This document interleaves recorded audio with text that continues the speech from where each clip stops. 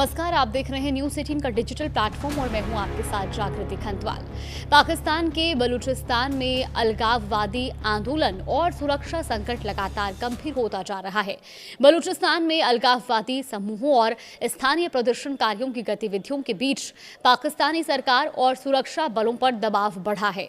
प्रांत के कई हिस्सों में सैन्य अभियान, उग्रवादी हमले, नागरिकों के हताहत होने के दावे और बड़े पैमाने पर विरोध प्रदर्शन जारी है। स्थानीय लोगों की नाराजगी नई नहीं है। संसाधनों के असमान वितरण, लापता लोगों और सैन्य कार्रवाई को लेकर लंबे समय से असंतोष रहा है और अब ये नाराजगी और गहरी हो गई है। अलगाववादी समर्थक बलूच समूहों का एक हिस्सा खुद को पाकिस्तान से अलग एक स्वतंत्र वतन के रूप में देखता है और इसी मांग को लेकर आंदोलन कर रहा है।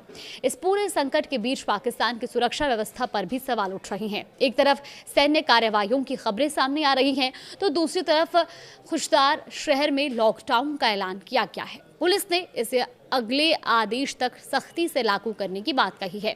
नागरिकों को बिना जरूरी काम के घर से बाहर निकलने की मनाही है और नियम तोड़ने पर कार्रवाई की चेतावनी भी दी गई है। इस लॉकडाउन का सीधा असर आम लोगों की जिंदगी पर पड़ रहा है, क्योंकि बाजार बंद है, आने जाने की सुविधाएं प्रभावित हैं और लोगों को रोजमर्रा की जरूरत का सामान जुटाने में भी मुश्किलों का सामना करना पड़ रहा है। सुरक्षा बलों ने खुशदार के अलावा खारान, जेहरी और कालात मूला और जियारत जैसे इलाकों में भी जमीनी और हवाई अभियान बढ़ाए हैं।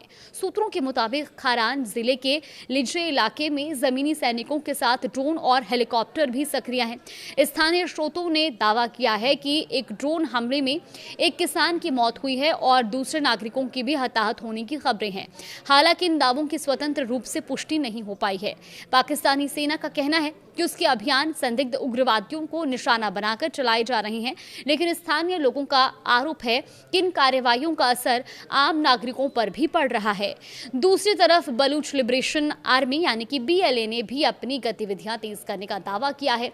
संगठन ने एक हफ्ते के दौरान 38 हमलों की जिम्मेदारी लेने और इन हमलों में पाकिस्तानी सेना के 32 जवानों को मार गिराने का दावा किया और इन दावों की भी स्वतंत्र पुष्टि जरूरी है।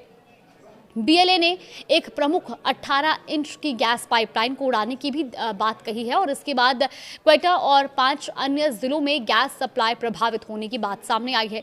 इस घटना ने पहले से संसाधनों और सुविधाओं को लेकर नाराज लोगों की परेशानी और बढ़ा दी है। BLA ने पूरे प्रांत में ब्लैक डे का आह्वान करते हुए बहिष्कार की अपील की और इसके बाद सुरक्षा बलों को हाई अलर्ट पर रखा गया।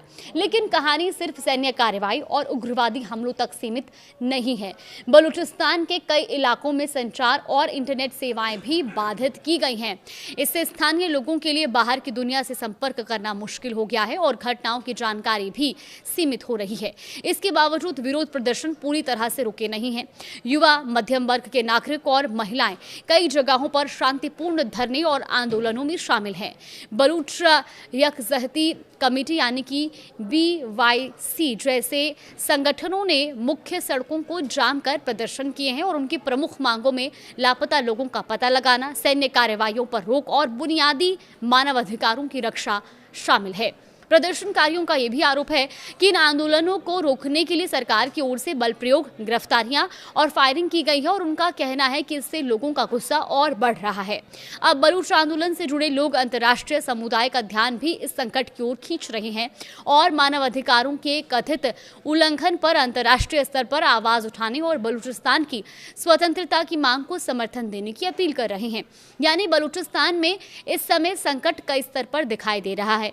एक तरफ पाकिस्तानी सुरक्षा बलों और अलगाववादी समूहों के बीच संघर्ष है, तो दूसरी तरफ आम नागरिकों की सुरक्षा और रोजमर्रा की जिंदगी प्रभावित हो रही है और तीसरी तरफ लापता लोगों, मानवाधिकारों और राजनीतिक अधिकारों को लेकर आंदोलन जारी है।